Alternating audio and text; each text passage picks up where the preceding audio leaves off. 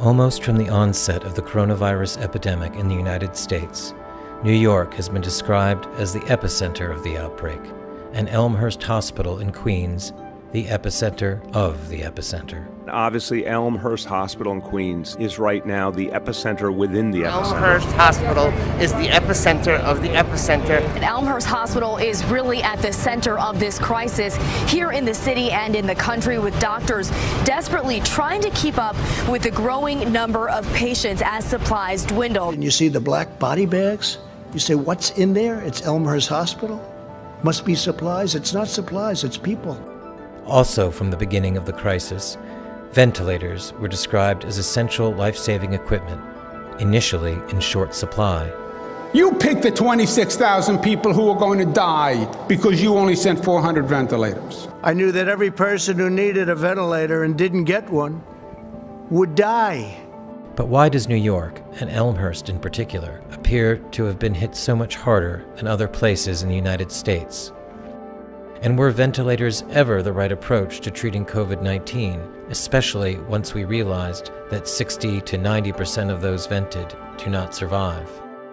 The experience and observations of nurse Erin Olszewski seem to offer some answers to these pressing questions, while simultaneously providing frontline information about a number of other hot-button topics, including the disproportionate number of COVID deaths among Americans of color, the distortion surrounding do not resuscitate orders, the disregard for personal protective equipment standards, and the clustering of COVID positive with COVID negative patients, which she witnessed again and again, and the tremendous amount of nosocomial or hospital-acquired infections that resulted. Perhaps most urgently of all, she speaks of the therapies and protocols employed in her home state that did work. Erin was brought from Florida by a service funded by the Federal Emergency Management Agency. She spent almost a month at Elmhurst. What she saw there compelled her to become a reporter and whistleblower alongside her already extensive nursing duties. She made recordings, posted warnings on social media, and spoke through proxies about the nightmare conditions she witnessed. Erin was raised in Wisconsin and enlisted in the Army when she was 17, just before 9/11. She deployed in support of Operation Iraqi Freedom in 2003. Part of her duties involved overseeing aid disbursement and improvements to hospital facilities. While in country, she received the Army Commendation Medal for meritorious service and was wounded in combat. Erin eventually retired as a sergeant and became a civilian nurse in 2012. A mutual friend who was helping her make hidden camera recordings introduced us to Erin. After working a long shift at the hospital, she agreed to do an impromptu interview in her room at the Marriott Marquis overlooking Times Square. We encourage the viewer to leave aside their preconceptions about the nature of what is happening, to hear firsthand from an eyewitness who at great personal expense and without political prejudice of any kind now openly reports what she discovered in the hopes that the information will be put to good use to save lives. She began by telling us one of her most disturbing findings, that people who had repeatedly tested negative for COVID were being described as COVID confirmed. Okay, so if you look close, I'm in my patient's chart. I am pulling up like their laboratory results. So if you look here, you'll see COVID-19 bioreference lab. Here are the test results. As you can see, 5/1/2020 at 17:16, not detected. They test for a second time, 5/4/2020 at 17:59, not detected. So both of those are negative. Scroll up to the top. This is my patient. They are on a vent and they are being called COVID-19 confirmed. Droplet in contact and eye protection. So this person is droplet and eye COVID confirmed. Positive A, click, not detected. No resulting lab available. Oh, pretty good. while Erin was using her hidden camera to document another chart showing a patient with negative test results who nonetheless was labeled COVID confirmed, another travel nurse entered the room. They began to discuss what Erin was seeing. If it says bioreference, that means it's done here. So not detected here, but it's presumptive. Now, they are detected. They're saying it's positive. Not detected. But it's not detected. What does that mean? You said that they were vented immediately upon being brought in, is that? Yeah, so the thing is they're coming in with difficulty breathing, and a lot of these patients are really coming in with anxiety because they're scared. And when I was back home, I was working in the ED out in the tents, and most people that were coming through with like symptoms of just, anxiety, or they're worried and they're breathing fast, and then they get all nervous. So this is how the people are like coming in. Now, I'm not saying that some of them, don't have COVID. Like there are people that come in and they really do need help, not to the extent of event, but they need help. But these other people, like this person who wasn't COVID multiple times, and a lot of them are on either Medicaid or Medicare. They're poor. They're from, a lower class. We're at a public hospital. They need the funding. So they take them, and they tell them pretty much that if they don't get on an event, then they're probably not going to survive. But the reality is, if they get on that event, the likelihood of them walking out the hospital is slim to none.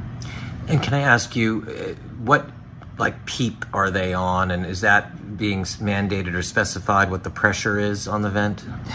Here's the thing with this.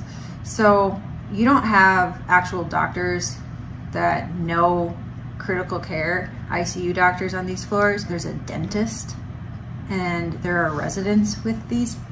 So residents are essentially students, and they have no idea what they're doing. Like I had to police a resident because he wrote an order for me to run Versed, which is a medicine that you have to be very careful with because it can kill someone, at like quadruple the speed of what you should be running it at the dose. And had I not known that, then I would have easily killed the patient, and it would have been okay under their COVID standards. So everything is kind of a wash. Nobody's held accountable for anything, and these people that are at events are essentially being these residents are like practicing their skills on them. So they're practicing central lines, they're practicing like invasive procedures that are really unnecessary. What is the percentage of Black, Latino, white? What's the racial composition? Hispanic and Black for the majority. And what's the age range? Asian. And what's the age range? 20-year-olds all the way up to 70, 80-year-olds. Very few 80-year-olds. But the majority of people, I would say, are in their 40s or 50s. Wow. And what percentage of the people that are in there would you say actually have tested positive for COVID? Half. Probably half. But everyone is being treated as though... The entire hospital is COVID. So half the hospital is not COVID, but they're on COVID floors. So let me just ask you about nosocomial infection. So you're saying they're putting non-COVID or COVID rule out with definite COVID patients? Yes. So I was only wondering, because I was looking at all the patient rooms, and this patient is in with a non-COVID. I don't understand why they're doing that. I know. There's 4 patients in a row here Yeah. on COVID. And this is supposed to be the COVID place. Yeah. Because 7th floor, they've shut it down. That's and what cleaned it. I'm confused. And then they're going to have non-COVIDs there. Yeah. This is going to be the only COVID, so they shouldn't put any non-COVIDs here. Well, that's what they've been doing. They're banking on the fact that they'll get it because they're already immunocompromised. So and they'll put them in the same room. So there's double rooms. So you have a COVID with a non-COVID. They don't even care. We have enough rooms where they can be separated now because it's not as busy as it was, 4 weeks ago. But they don't care. They're just putting them together. I have that right now happening. And like the guy over in, I had 2 26 yeah, that were 2 negatives. and they end up positive. Like the guy over in 29, I had him upstairs because I was on CCU before it. Yeah. And he came in with a stroke. I know, that's what 26-1 was, a stroke. And Nothing no to do with COVID. Nothing to And do now with he's got COVID and he's on a vent. Well, because we gave it to him here.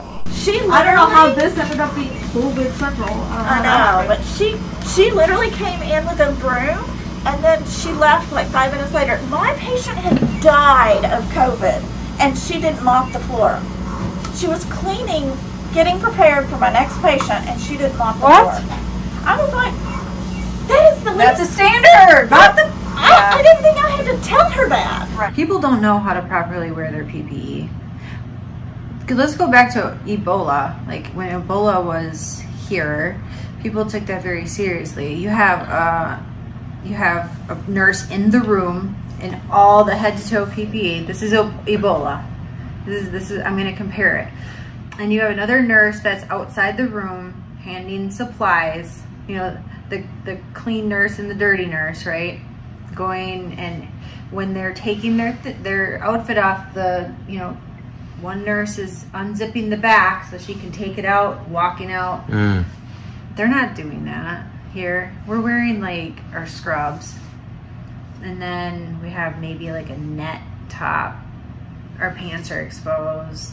They're wearing booties over their shoes, but the booties are going room to room to room, and then people will wear them through the hospital. So there's massive spread just through the improper use of the PPE. I mean, it's a no-brainer. Everyone, it looks good. It looks good. It looks like you're super safe, but in reality, it's ridiculous. So you'll go room to room. You'll maybe take that top off, put a new top on, but the rest of you is still exposed. But I mean, why are they doing this? I know. Suspected, and then there's like, principal hospital, does that mean like a nosocomial? Is that what that means? Like we have in the United States, and we've had it for a while, a rapid test. It's 45 minutes. Do you have COVID, don't you? They're not doing the rapid test here. They're not? No. Okay. At Elmhurst, you've never seen them? Nope, they don't do it. It's too expensive. They do 5 day. It's like 5 to 7 day turnaround. In the meantime, they admit them onto COVID units. So non-COVIDs, the rule outs are going to COVID units and waiting for the results.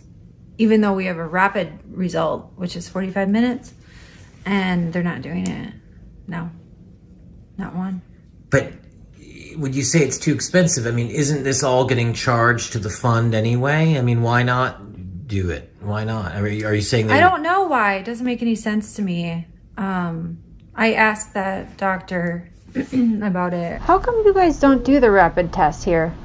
Because city place, I mean, it exists. It's just they don't have access to it. There's only limited supply, so if you have deep pockets, you get it first. Oh, so money. Most times it's money about everything, yes. That's sad. It's the reality. I compare this hospital to a third world country. I've been in a third world country hospital in Iraq. The Iraq hospital is better than this one, and that says a lot. I've been there. I've been in both hospitals, and this is in the United States, and this hospital is treating low income, mostly people, and it almost makes me feel like they think these people are disposable, and they're not. They're people. You know, people are not disposable, you know, especially the ones that are struggling day in and day out, the hard workers, you know, like trying to reach that American dream, and they're not given a chance because they're brought to this place where nobody cares. And is there an understood financial incentive to diagnose COVID? Yeah, of course. So in the hospital that I'm in right now, it's all COVID at this point. Every single floor is COVID, and they made it that way, obviously, for a reason, in my opinion. But a person cannot come to the floor unless they have a COVID diagnosis. Is the reason, did they not want to cross-contaminate? Would that be the legitimate reason why you would create an all-COVID floor? Here's why I will say no to that, is because they're admitting people for, quote, COVID rule out. So this guy was probably admitted COVID rule out, tested him, they saw that it came back negative. They probably already did something where they needed to now call him COVID, in the hopes that if they're putting him on a COVID floor and there's nurses going room to room to room, he will get it, and then they'll be back to when he does pass that he did have COVID. Yeah, I mean, that's quite a charge. I mean, what makes you think they really want them to get COVID? Because money. Money. I think it's at least $29,000 per patient, and then you have to think you are also charging supplies and more supplies and more supplies. That's just like a bonus money. But but the residents aren't getting that, right? I mean, why? Oh, that's the thing. And I actually I've went at it with a lot of residents already, and they're order followers. So there was a resident, and I have this on tape. I taped it because it was just so disgusting to me. A 37-year-old, which is my age,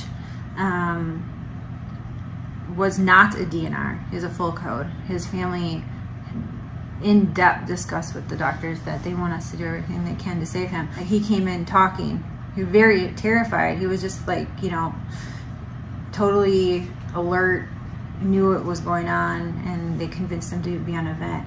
Now he's dead. But the doctor said when I got into shift that if he codes, that we are not to resuscitate or try to save him. And we flipped. This is important. I just asked them if we can put a DNR order, and they said no. That's up to the attending. Okay, so we're going to code him. That's what I said, and they said no, we're not. I said yes, we are. We're obligated to.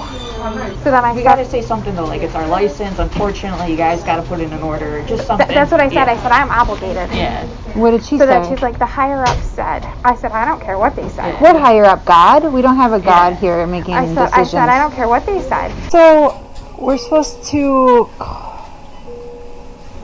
He's not DNR, but we're treating it as DNR. Basically. Does his family know? His family knows the situation. I think they called them and they told them.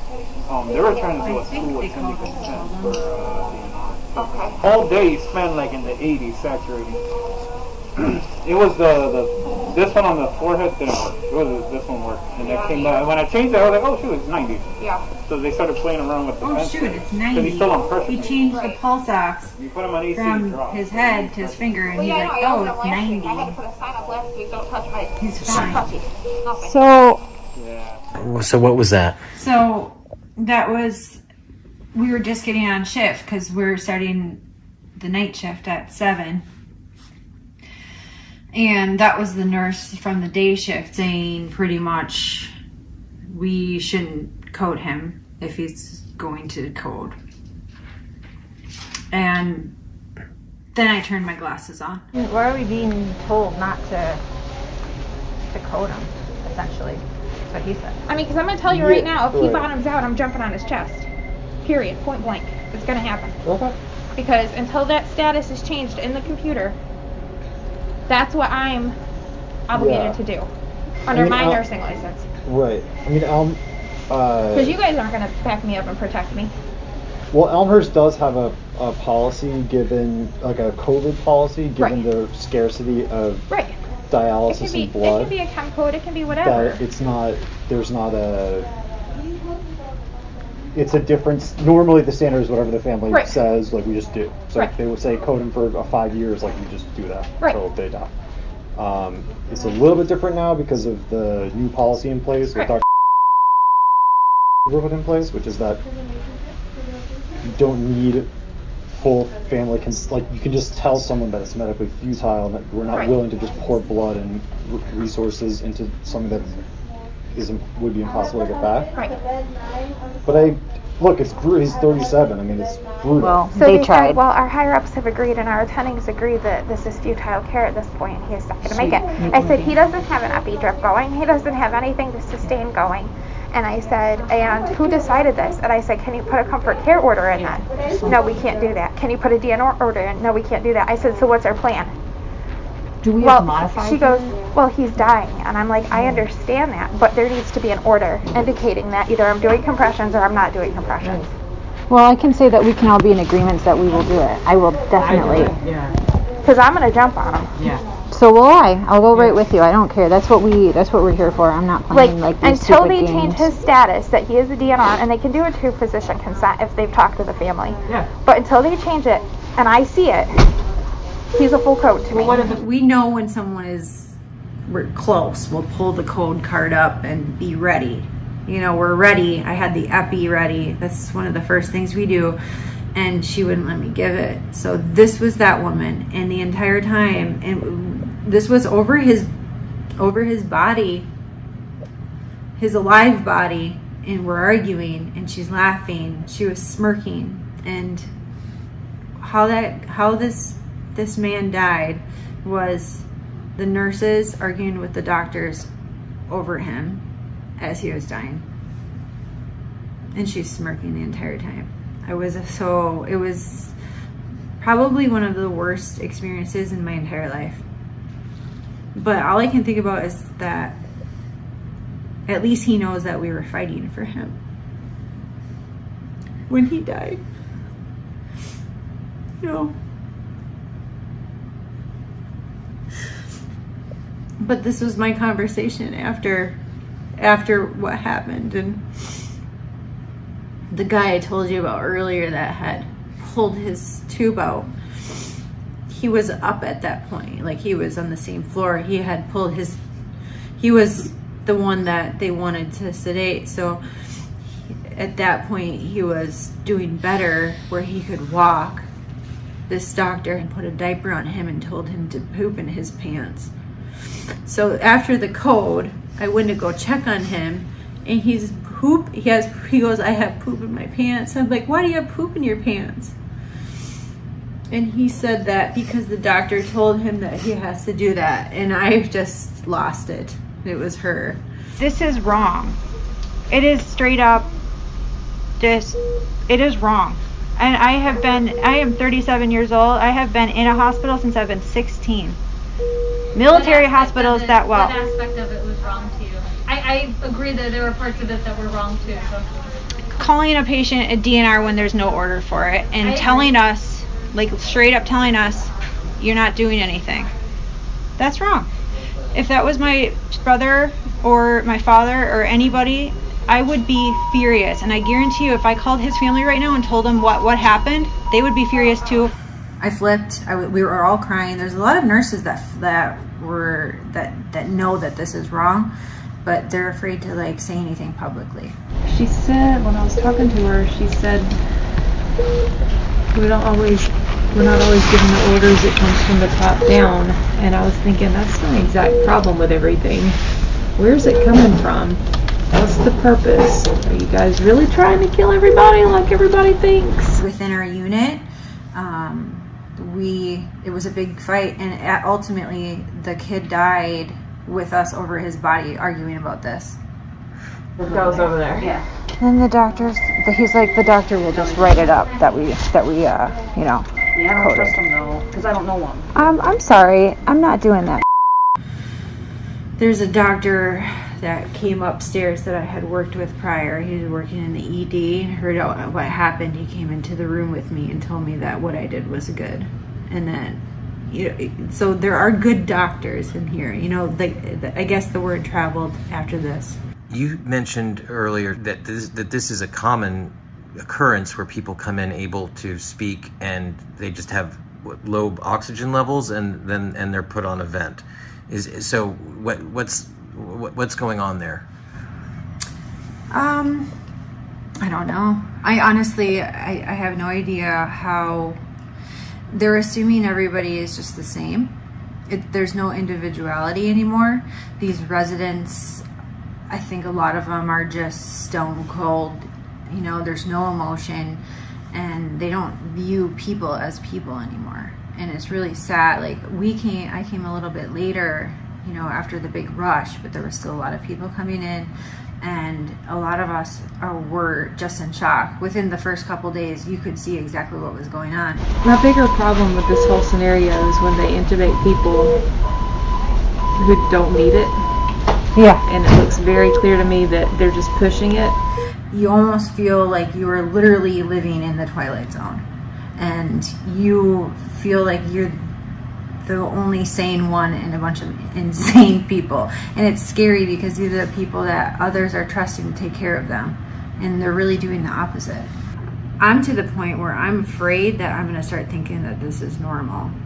I don't want to ever get to that point, because they think that, like, the people I work with that are local nurses and doctors don't see anything wrong with this. Really? I mean, they don't. No. Do they see? Was it just like kind of a hard past few months? Is it or? This has been like this, and from what I hear, like I mean, there are good nurses that work there too. Like, I have made good friends with a lot of the nurses that do work there. There's good people, but they're outnumbered. So what happens? People come in like this 37-year-old, and what was he complaining of, or what was going on? Respiratory distress. He didn't have COVID either. He did not have COVID. And how do we know that? I took care of him. I have the same type of results from his chart as I do with my other patient. It was like the day before intubation, he was fine on the rebreather. And then they intubated, and then he got a pneumo, and then they put in a PEP tube, and then it's been shipped. And now he's 37 years old and dead. Because that's what I'm seeing, like all these negative tests, and they're putting them on these vents. Hopeful that they'll get it. They're being put on these COVID floor. It's murder. It straight up is. It is setting these people up for failure based on money. But Medicaid is who pays out, or who's paying this bonus of $29,000? I believe it's Medicaid, Medicare. It's government money, but I don't know exactly where it's coming from. But I know that it is. But I know the orders are coming from the above, someone above, and everybody says that it's someone higher up. I'm like, good, call them. Like during that DNR when they're telling us, or the full code when they're telling us not to, you know, do CPR. I'm like, all right, call your higher ups then. Let's talk about. And they wouldn't, because they're all scared. Everybody's scared. And everybody's scared to stick up for themselves. And I've called a lot of doctors unethical to their face, and they deserve it. I am a nurse. I'm an advocate for my patients, and to the flip side of it, but I totally agree. But no. Just wait. If there's a DNR. You were laughing and you thought it was funny. You were like smirking. You're being really rude to all of us, and I thought that was really. I'm not being rude in that. It was really, yeah, you are. It was very disrespectful, and I don't think that you're going to be a very good doctor. Okay, I understand. Thank you. You're welcome. I hope you learned something from this. Was this the dentist, or was this, or these are residents you're talking to? This one was a fellow. She was a CCU fellow. Cardiac. She was a cardiac fellow. What killed him? Did the vent kill him? Yeah. Oh, yes. They're so sedated. He had probably 8 or 9 drips. It's all sedation. It's all sedation and paralytics. So you are asleep. It is essentially like you're under, you're in surgery, when they put you under like that, for a good month straight. There's no way you can recover from something like that. You'll be brain dead if you do. So can you list some of the drugs that they're put on the drips? Yeah, there's propofol, fentanyl, Nimbex, Versed. Gosh, hang on, I have a list. I think a list from, this is one of my patients was on this. Just one patient. So Nimbex 100 milligrams, Precedex 400 milligrams, fentanyl 2,500 micrograms, heparin 25,000 units, Versed 50 milligrams, Levofed 16,000, Neo 50 milligrams, Propofol 10 milligrams, Vasopressin 100 units. This is one person, and all these drips are running at the same time into them.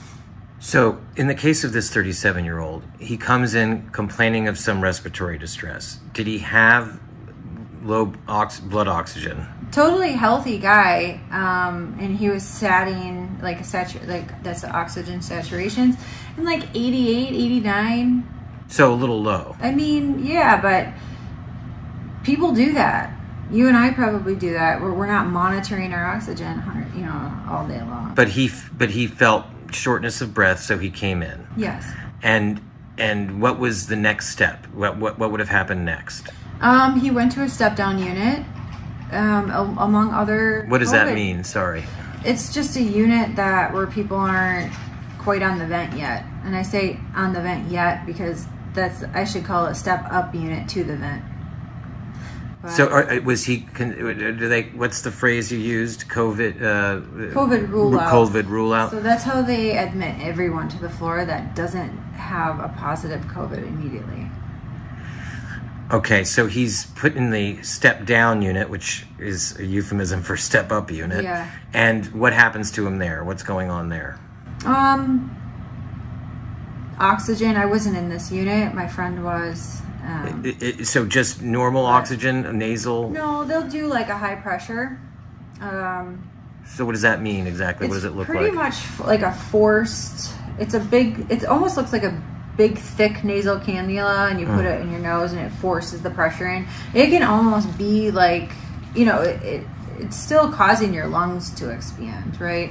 But what they really need to be doing is like the non-rebreather mask, but they just skip it usually. They go right to the high pressure, so their lungs are already, So, and tell us what a non-rebreather mask is. So that's just, there's a bag that is on the end of these masks. It's not forcing air down your lungs.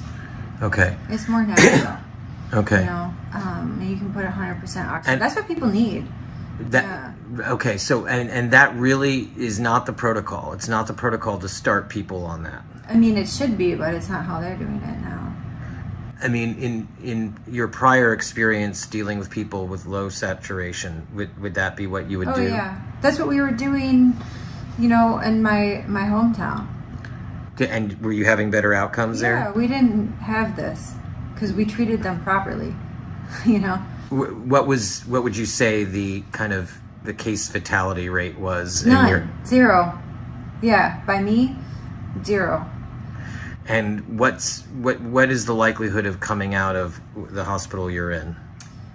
I'll tell you that the unit that I've been on, the only person that survived, ironically, is a guy who pulled his own tube out. Yeah. So he woke up enough to be able to do that? Yeah. He wanted it out. He should have never been on in the first place. That's a whole nother story. So let's just keep going with this 37-year-old. So he's on the step-down unit, and he's being given sort of semi-pressurized oxygen. It's not a rebreather mask. And then what happens to him? They'll start treating them with medications, that will... And are they checking his saturation at this all the time? Does he have... Yeah, he's on a continuous pulse ox, but the minute that he desats, like they'll see like, oh no, he's at 87 now, or oh look at this, oh he's gonna need more help, and then they go tell them that they need more help even if they don't. It's ultimately what it comes down to is like people being just lazy and wanting to treat. They just want to treat. Is there any incentive to the? Okay, you're saying that the incentive for the residents is kind of experimental almost. They're order followers, and they're like they want to please. That's what they're doing. They want to please, and like the protocol of that hospital is to treat. To treat invasively according to this protocol. And do we know where this protocol originates? I mean, because obviously the governor was talking about getting vents. Everyone was talking about getting vents. So this seems like this comes from very high up. Yeah, I mean, if you're gonna tell somebody, the entire world essentially, especially the entire United States, when they're like, we need the vents, like, if you tell people something enough, they're going to start believing it. So that's exactly what happened. Tell me why Cuomo immediately thought 2 months ago that they'd need 30,000 beds. How do you just come up with a number? Cuomo's an idiot too. Well, Medicare is paying them more money for people. 29,000 a bed. So our 37-year-old, what happens to him next? So they say, okay, it looks like he's at 87, he needs more, and so is that the point at which they would intubate him? Yeah, that's when he stepped up. So he stepped up to the ICU. He steps up to the for ICU. more care, right? They start off with a little bit of like muscle relaxer, and he's woozy. You have to remember there's no family with these patients, so they're alone and in hospital by themselves during a pandemic that they're terrified of already. That's likely what brought him in the first place. He's totally healthy otherwise. And then you have doctors. They think they're doctors, but they're resident. Technically, they're doctors with absolutely zero experience. I've had to teach residents several nursing skills, telling them that they have a choice, they could likely die from this, or they can be saved by, getting a tube, and that will help them breathe. They don't call it ventilator. We can give you a little help breathing, and that's it. Then they get the sedation, and they go to sleep, and that's it. They don't wake up. He's in a body bag. And so the drugs have a deleterious effect on the body, on the brain, but is there something about the pressurization of the lungs that is also causing harm? Yeah, they're having the PEEP, that's the pressure in his lungs, which is causing the barotrauma of people. It's blowing people's lungs out. So when that happens, what do you got to do? Turn it up more. You just keep. Because the membrane expands, so that you need, in order to fill them and deflate them, you need more pressure. Yeah, you're gonna have to max it. I mean, we have a guy right now who's maxed out on everything. There's nothing more you can do. So then what?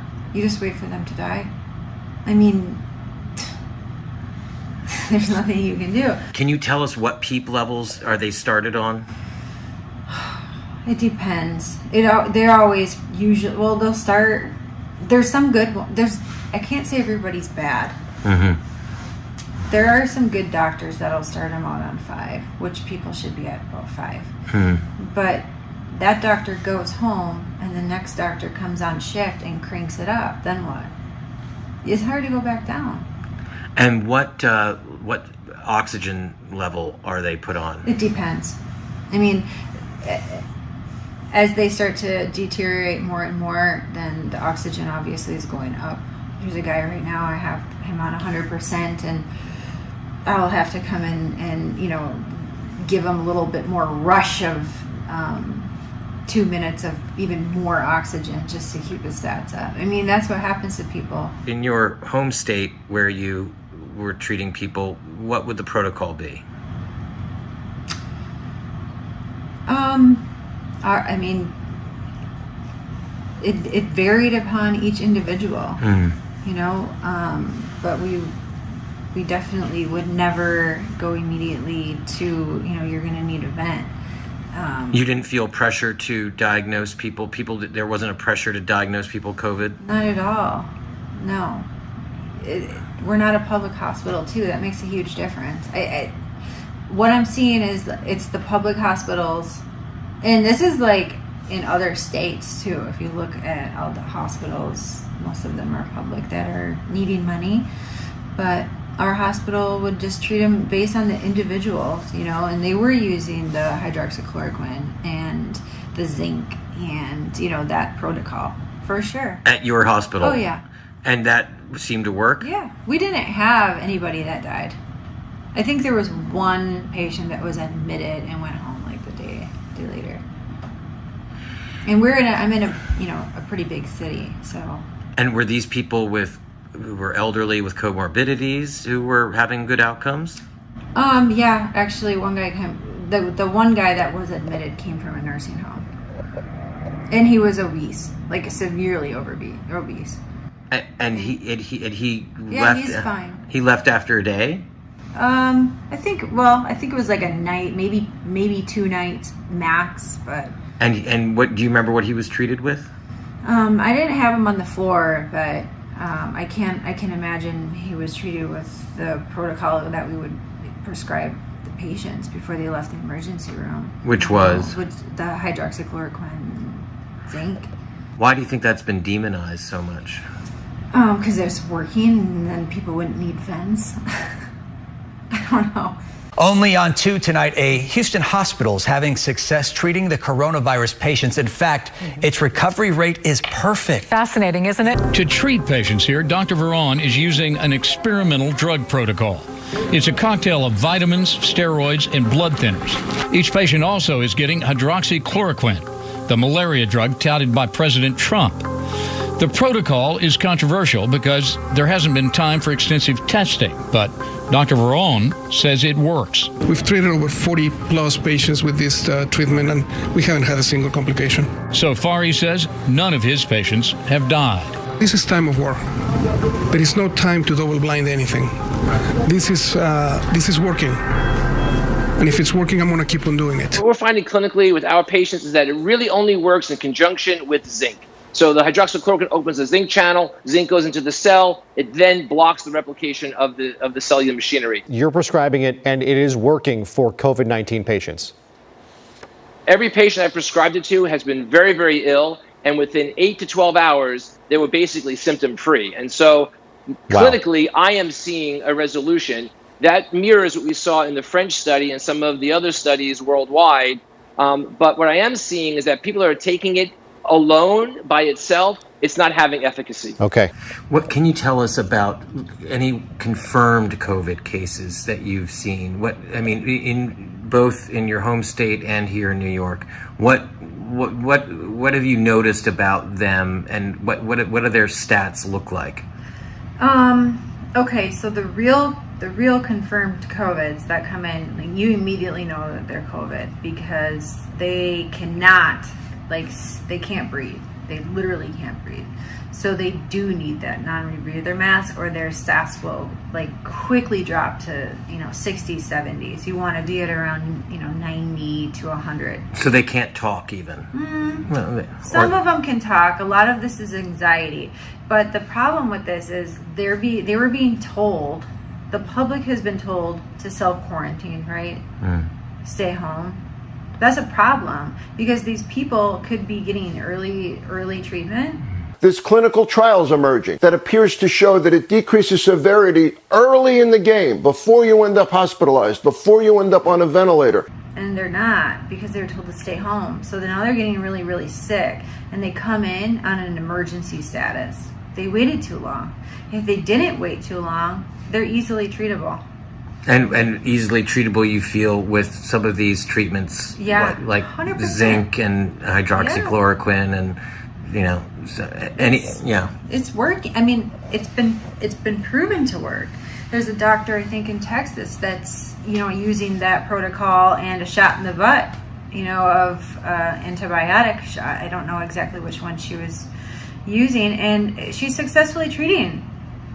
And she was saying that the pharmacist now is calling her every time that she prescribes, the hydroxychloroquine, and asking what the diagnosis was of the patients in order to give it to them.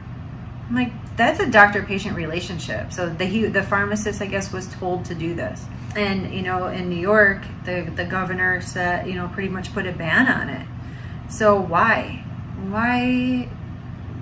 What made him, a medical professional now to make these decisions and intrude on the doctor-patient relationship? Because I know. I've seen it. They want a vent. He wants to be right. They requested all these vents. They want to use them. As part of the same executive order that granted hospitals near blanket immunity from malpractice litigation during the epidemic, Governor Cuomo singled out hydroxychloroquine as the one drug that could not be used as an off-label therapy for COVID-19, except as a part of approved studies. The order was issued ostensibly to prevent hoarding, so that those who take this decades-old, inexpensive treatment with a long safety record for approved conditions like lupus would have access to it. He later amended the order to allow hydroxychloroquine's use in later-stage patients in hospitals, but not in early outpatient treatment. Both hydroxychloroquine and chloroquine had shown efficacy in the prior SARS coronavirus epidemic, and studies in France and other countries had already shown its effectiveness for COVID-19. But instead of making research and production of a promising therapy a priority so that there wouldn't be shortages, vents became the near-exclusive focus, along with the search for a vaccine. This has been true even of President Trump, who, despite his public cheering for hydroxychloroquine, has not made it the focus of warp speed funding and testing. A number of U.S. studies have shown the promise of hydroxychloroquine-based therapies, most recently a Yale University study focused on early treatment. And in what may be the most scandalous retraction in recent memory, a Lancet paper that purported to show hydroxychloroquine alone or with other therapies was in fact dangerous, has been shown to be based on fraudulent data. Aaron's home hospital system confirmed in a phone conversation with Perspectives on the Pandemic that they have used a protocol involving hydroxychloroquine and zinc to great effect. Because in your view, this should be an individually decided doctor-patient choice. Everything should be that. I mean, there is no reason that any government should get in between a doctor-patient relationship. That's none of their business. You know, if anything is HIPAA protected, it should be that. I mean, when you think about it, it's sickening. It's the same reason they won't use like other treatments that are successful around the world. And I had a conversation with a doctor about this. Are you guys doing like different sorts of like treatments? Because I know like nothing works. They have, yeah, but I mean, there's, you know, they're coming out with different things that are in the testing phase. It's the same thing they come with a plaquenil that kill more people than actually save. So that's one. And he said that they don't work anyway. And I told him, well, obviously what you guys have going on here isn't working. So what's the harm in trying? I don't expect any of these people to survive. 90% of them would die. I mean, it's just maintaining. So I figured if it's assumed they're gonna die anyway, just try. Why not throw a few? Well, it's, you know, I don't know. That's always an issue in medicine, whether you should just throw things whether they're dying anyway or not. But if you could find a cure. Well, there's no cure, so there's no antiviral therapy. The only way to do it is cure, but there's no treatment. I should say rephrase treatment. You could treat it, but you know, you have to have some scientific basis for whether these things are working or not. And just throwing everything at them, you could make them worse. So worse than death. Worse than death. Well, we said 90%, maybe that 10%, maybe they're true. I don't know. So. But I mean, if there's no basis for it working, I mean, you wouldn't just try things just because. I mean, I would. I might, if it could save my life. Yeah, hell yeah. So, with these actual COVID patients, they present by not really being able to breathe. Maybe they've, as you say, they've probably waited too long. They're not able to breathe, and some of that's anxiety. And what else? So what else do they? How else do they present? So their lungs, if you look at their x-rays, you can immediately see that these patients are affected by COVID because they're white. Their lungs are white. And the secretions are really, really thick, mucousy, and white. And that's what the photo or the x-ray of these lungs look like. And what does a white lung mean? What is that? Is that mucus? Yeah, in the lung? it's coated. It's almost like their lungs are coated. So that makes it hard to obviously transfer oxygen into the bloodstream. And so they've got very mucousy lungs. And how do you deal with that? Is that what hydroxychloroquine and zinc do? Or? I mean, those treatments are for beginning stages. Like once you get to the stage where your lungs are looking like that and you're having a lot of trouble breathing, there are proven treatments that have passed like 3 trials in Asia through Dr. Chang. He's a US board certified physician. Is this like extremely high dose IV vitamin C. He's successfully treating people with that. And what that's doing is it's giving your body, essentially your lungs, like the power, the antioxidant power to kick it out, while you can be getting IV antibiotics to be treating this and getting rid of it. But they don't want to have anything to do with it here. What they want to do is just throw them on a vent and sedate them. Yeah. Have you done the high dose IV vitamin C that's successful in Asia? No, that doesn't work. Really, the other stuff doesn't. People are trying all kinds of silly stuff. There's no scientific basis for vitamin C to be working here. Well, the Dr. Chang, he was the one that it went through that high dose. I'm talking super high dose IV vitamin C. That's super antioxidants. Helps your body fight that. Yeah. It passed three trials. And it's being effective. It's just weird how like everybody just like shuts it down immediately. Because it's the vitamin C story has been around for a very long time. Oh, that's weird because I take it daily and I haven't been sick. You may just have good genes if you're not getting sick. I don't think it's from vitamin C. You may just have good genes.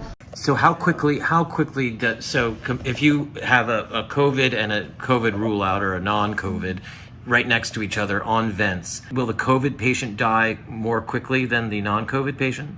If they're on vents, no. They're both the same at that point. Yeah. Really? Yeah. So even though the COVID patient with the, presenting with a very mucousy lung, I mean, are their lungs filled or they're just coated? I shouldn't say that. I'll take that back. It really depends on the person, how healthy they were before. That really determines how long that they're going to be able to sustain the paralytics and sedation and multiple different just procedures. Even when you're like sleeping or you're like knocked out, sedated, and they're putting you through like these central lines that they're putting in and trachs. They're doing trachs. Even though they're practicing, essentially. Your body knows what's going on. It's still going through trauma. It's very traumatic, even when you're under. That's why surgery, it takes a while to recover from, because you'll feel it for, how long do you feel that if you've ever had a surgery? And so they're putting their bodies, through horrible things, and that's adding more stress. It's killing them. Yeah. So the guy that pulled out his tube is really unique, because I saw him from the minute he got to our unit, and I didn't agree with him coming to the ICU. But he was admitted with hyperglycemia, which is high blood glucose, at like 700. So it's pretty high. I learned later that it was high because they were treating him with a lot of different psych drugs, and that increases it. It was the treatment that got him to the 700. And when you have a blood glucose that high, you're automatically going to have altered mental status. So now they called him crazy. Okay? So he's admitted to the ICU, and everyone's like, well, why is he here? Because he was acting out. He didn't know where he was. He was confused. And I went in there, and he wasn't my patient, but, we help each other. And I went in there and I tried to talk to him and calm him down. Like, hey, he's just like, I just want to get out of here. I want to get out of here. He has soft restraints on, so they restrain everybody. We have soft restraints on all of our patients, the majority of them, for sure. Which I think is crazy. But it goes with the territory, because everybody's really lazy and it's easier to just treat them with drugs or tie them to their beds. So he was tied up. Obviously, what is that going to do? It's going to make, you're tied up in a hospital, you don't have any family. What do you think? You're going to freak out. So he was. And his oxygen was sitting at, 88, 87. Doctor comes in, I should say, fellow comes in, and she says that if he can't get if she goes, if you can't get your breathing under control, we're gonna have to put a tube in you to help you with that. And I go, what? I'm like, he doesn't need a tube down his throat. Like, he doesn't need a vent. She goes, well, yeah, he's desatting. And I said, no, like, absolutely not. He does not need that. We need to get his blood sugar under control and he will be fine and maybe not tied to this bed. And she goes, yeah, we'll talk about it. We'll just monitor him. And this was, I was working night shift. This was probably around 6 a.m. At 6:45, we had a code down the hall. Did the code passed. Had to do all that, got out of there. I come back for shift, and guess what? The guy has been on a vent. I was so upset. They did it, I guess the nurses that took over said they did it literally as I left. So I come back in the morning, he's on a vent. I'm like, you have to be f***ing kidding me. He did not need a vent. They waited for you to leave. They did. We literally, that was the morning we coded 28 for 3 minutes. That we no sooner took the vent out of that room, cleaned it, and put it in here. Yeah. And tubed him. Yeah, they took his vent after he died That's what and put happened it on him. So they waited until I left because they know how I feel about this stuff. Same thing with bed 9. They didn't need to intubate him. He was progressing. I don't think that I don't know what happened after. We tried BiPAP, and then they brought him here, and I thought, well, cross my fingers and see. And no one survives. He did. He was the only one that I've had. That's what happened with him. But he pulled his tube out, and so he has a chance again. Oh, he did? He extubated himself. Oh, he did? I didn't know that. I thought he was extubated. And how did he wake up from? Turns out that he did drugs. So he was resistant to fentanyl. All of this stuff that we give normal people didn't cut it for him. So he ended up, yeah. I'm like, you just saved your own life, you know? It's crazy. Don't put that on. Don't put that on. But I mean, it did. You know what's sad? So they pulled it out, and they're like, oh, you know, so-and-so's extubated. I'm like, no way. They don't extubate anybody. I'm like, that's so weird. Here it turns out he extubated himself. And now, he's fine. He's home now. This was just a couple days ago. But, you know what's sad is that he thinks we saved his life. You know what I mean? So he's like, you saved me. And I couldn't, I don't have the heart to be like, no, man, you saved yourself. You have like 9 lives. Because had he not pulled that out, he would definitely be dead. For sure. They don't extubate anyone. Here's the problem. Not a single patient here, since this thing began, has been discharged or successfully extubated. I asked the nursing supervisor for a sitter for the guy that pulled his tube out, because when they're waking up, they can be extra, I should say, where they need a little bit of extra attention.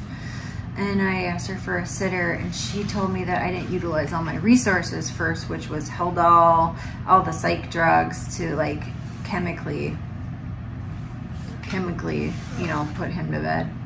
Your Florida hospital was literally having to furlough people? Yes. What was happening is, obviously, they shut down all elective procedures. But they were also waiting for the wave. They called it the wave. So we were preparing, and we were in tiers based on our experience. So we were tier 1, tier 2, tier 3, tier 4. And I was tier 1 because I have the, military trauma experience, ICU experience, so on and so forth.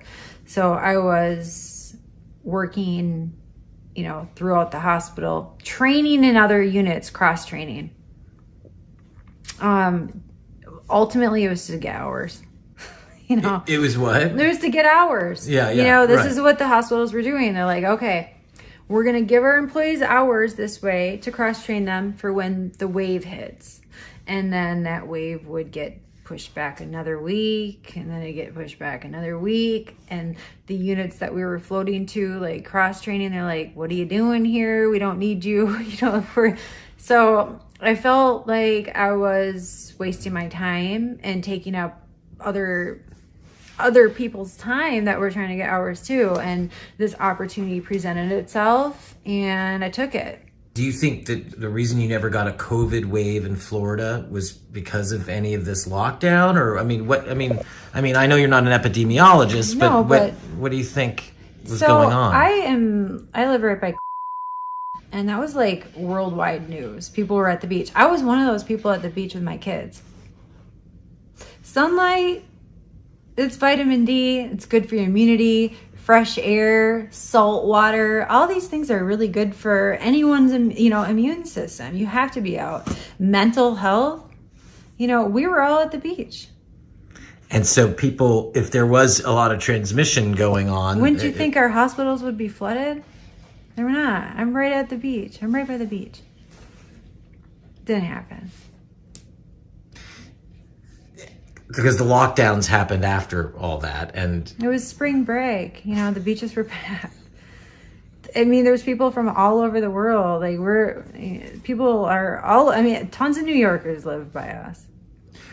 I know I'm asking you to speculate here, because you really feel there is a new disease called COVID-19, do you feel that that's the case, or do you think that this is, I know there's a lot of mislabeling and I know all that, but there really is something new, right? Yeah. So, okay. Yeah. Okay. And why do you think it, places like New York got, well, okay, we can see that what you were describing at Elmhurst was that they were packing people in together. And so that would cause spread. But why do you think a place like New York got hit so much harder than other places? I thought about that already. What I found is that before this happened, because it didn't make sense to me. I'm sitting at home, I'm waiting for work, I'm stressing out. A lot of my friends are doing the same. So I'm digging. I'm why is New York, what is it, because there's that many people crunched in together? But ultimately what I found is that the hospitals here were already struggling. I think they shut down multiple hospitals because they couldn't afford to keep them open. So that made sense to me, even though I didn't want it to make sense. There's really no other rhyme or reason, because But do you think we really do have many more cases, regardless of whether or not, people went to the hospital? I think they're forced cases. Sure, people are coming in with COVID, whatever that may be. It is something. But not everyone, but they're admitting these people. That's the difference between New York hospitals or these, Michigan, the states that were, hit the hardest, quote.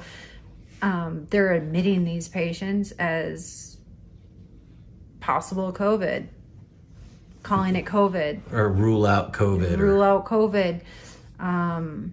When they maybe just had a little congestion. If there was something you would want to tell everyone in the country and everywhere else, what one last thing, what would it be? I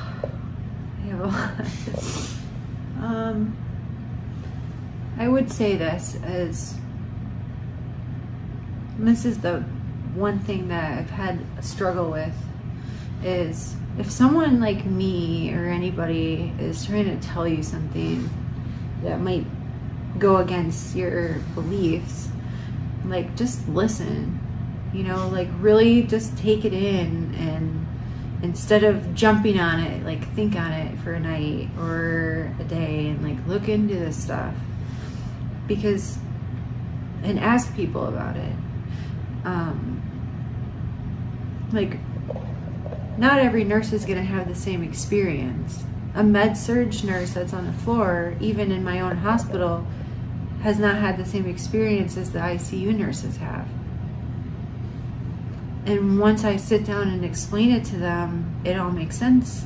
They're like, yeah, that makes sense. We see that because we'll send them to your, you know, so just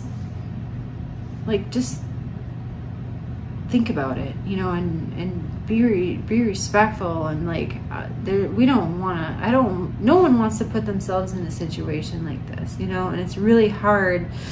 And this is the reason that a lot more people and nurses are afraid, because people are so quick to, you know, defend something that they don't really understand. What are you referring to in particular? Like this protocol or what? Like I referred to earlier, if you tell people like something enough over and over, like the media was telling people, you know, vents. And then you say, as a nurse, no vents, you know, it's not a good, it's not a good position to be in, because I'm going against what the government says. But does the government really have everybody's best interest in mind? You know, are they thinking of, you know, the 57-year-old grandma that, you know, didn't have to die, or the 37-year-old that was totally fine when he walked into the emergency room and he didn't have to die? You know, are they thinking about, you know, maybe the guy that had a drug problem that didn't have to be vented, but he saved his own life? I don't have anything to gain. I have everything to lose by sharing what I'm sharing right now, you know, but so be it, you know. I think it's important that these families get closure, and I hope that someday they'll be able to, you know, hold them accountable for what they did. A few days after we recorded this interview, Erin began to feel that her time at Elmhurst was drawing to a close. Her vocal questioning of hospital procedure and her efforts to get the word out on social media were getting noticed. She made this recording on what ended up being her last day at the hospital. I've been taking care of a patient for like a week right now, and this is my and I called them. And he's been doing great. He had a trach put in and he's been doing great. He's been talking and or communicating with me. He's telling me, laughing at my jokes, and talked to his kids on FaceTime a couple days ago. And I told his kids that he was doing fine. And he was.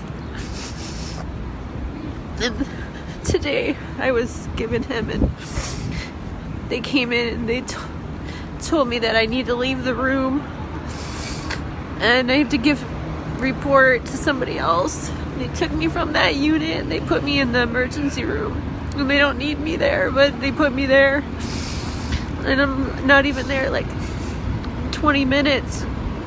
I'm not even there 20 minutes, and I hear a code being called in my room that I was just left. And it's him.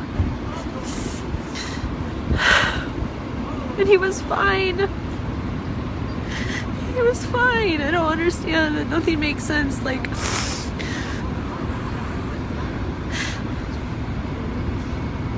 Why would they take me out of his room and put me in the ED?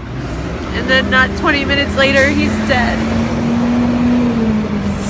It doesn't make sense. Did they kill him?